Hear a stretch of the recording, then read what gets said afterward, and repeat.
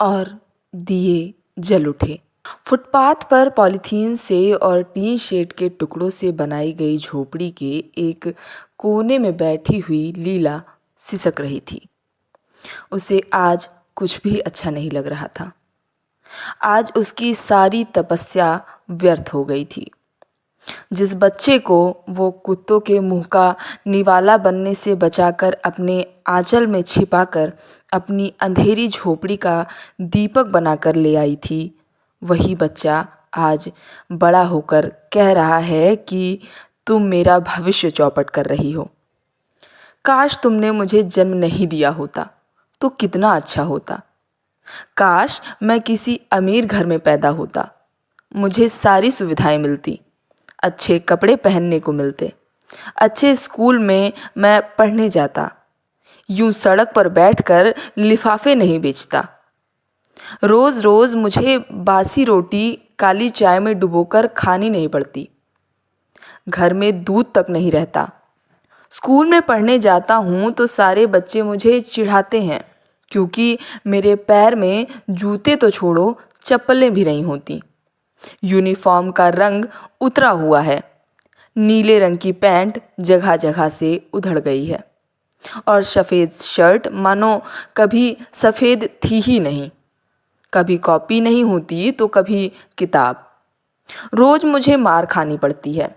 Tiffin में कभी भी सब्जी नहीं होती, बस होती है तो सूखी रोटी तेल में चुपड़ी हुई और नमक प्याज, और उसके अलावा कुछ नहीं।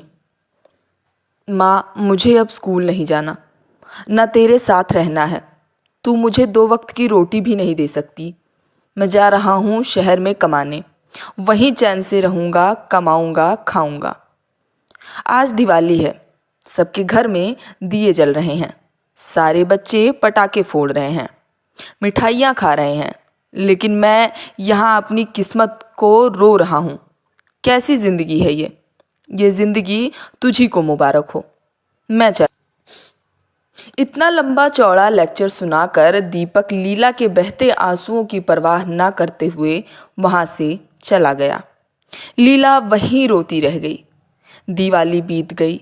सारी रात लीला ने अपने बेटे दीपक को ढूंढने में बिताई। भूखी प्यासी बेहाल होकर वो इधर उधर खाक छानते हुए घूमती रही। दीपक दीपक की आवाज़ लगाती रही, लेकिन दीपक का कहीं पता नहीं चला। थक हार कर लीला अपनी झोपड़ी में जाकर बैठ गई और बुक्का फाड़ कर रोने लगी। उसकी दिवाली में अंधेरा था और जीवन में भी। धीरे धीरे 5 साल बीत गए। लीला ने इन 5 सालों में दिए नहीं जलाए। इधर दीपक रेलगाड़ी में बैठकर बिना टिकट मुंबई चला गया। जैसे ही उसने प्लेटफॉर्म पर कदम रखा, उसके पैर में एक बड़ी सी कील आर पार हो गई। खून का फव्वारा बह चला। लंगड़ाते हुए वह डॉक्टर के पास गया, जहां उसने मरहम पट्टी करवाई, इंजेक्शन लगवाया, और जब पैसे देने का नंबर आया तो उसकी जेब में फूटी कौड़ी भी नहीं थी। डॉक्टर से उसने अपनी समस्या बताई और उसने कहा कि वह बिना टिकट ही यहाँ तक आया है, उसके पास पैसे नहीं हैं। तो डॉक्टर ने उसे पुलिस के हवाले कर दिया। 2 दिन हवालात में रहने के बाद वह काम की तलाश में निकला। उसे अपनी माँ की बहुत याद आ रही थी। वो 2 दिन से भूखा था। उसकी माँ होती तो कहीं से खाने का इंतज़ाम कर देती। शहर की ज़िंदगी कितनी ख़राब होती है ये उसे अब पता चला। सूखी रोटी भी नसीब नहीं थी उसे। बहुत कोशिश करने के बाद उसे एक होटल में नौकरी मिल गई, जिसमें वह सुबह से देर रात तक काम करता रहता और शाम को बचा कुचा खाना खाकर सो जाता।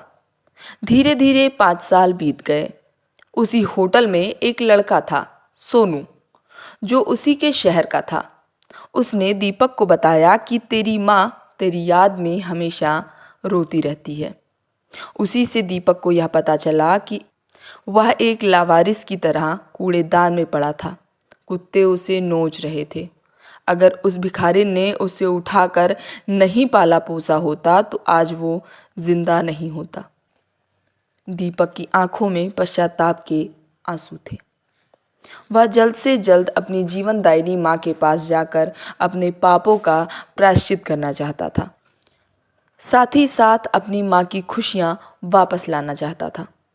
इसलिए उसने बहुत मेहनत की और जब उसके पास थोड़ा पैसा हो गया तो वह अपने शहर चल दिया, अपनी माँ के जीवन का उजाला बनने। आज भी दिवाली ही थी। हर बार की तरह लीला झोपड़ी के एक कोने में बैठी दीपक को याद कर रही थी। रोते रोते उसकी दोनों आंखें सूज गई थीं और वो अंधी हो गई थी। उसकी आंखों की रोशनी चली गई थी। हर झोपड़ी, हर घर रोशन था सिवाय लीला के। तभी लीला को किसी के पैरों की आहट सुनाई दी। वो 100 कदमों के बीच भी दीपक की आवाज़ पहचान सकती थी। दीपक। लीला के मुंह से अस्पष्ट सी आवाज़ निकली। हाँ, वो दीपक ही था।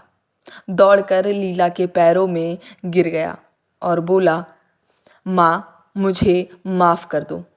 मैंने तुम्हें बहुत दुख दिए हैं, तुम्हें भला बुरा कहा है।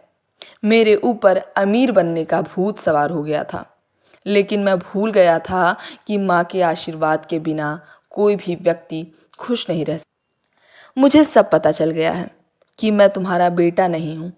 एक लावारिस की तरह कूड़ेदान में पड़ा था मैं, जिसे कुत्ते नोच कर खाने की तैयारी कर रहे थे। तुमने मुझे सीने से लगाकर पाला पोसा, भीख मांगकर मुझे पढ़ाने की कोशिश की और खुद भूखी प्यासी रहकर मेरे लिए खाना रख देती थी। कमजोरी के कारण अंदर ही अंदर खोखली होती चली गई और आज मेरी याद में खुद की दुनिया अंधेरी कर ली। देख माँ, तेरा बेटा आ गया है, तेरा दीपक आ गया है।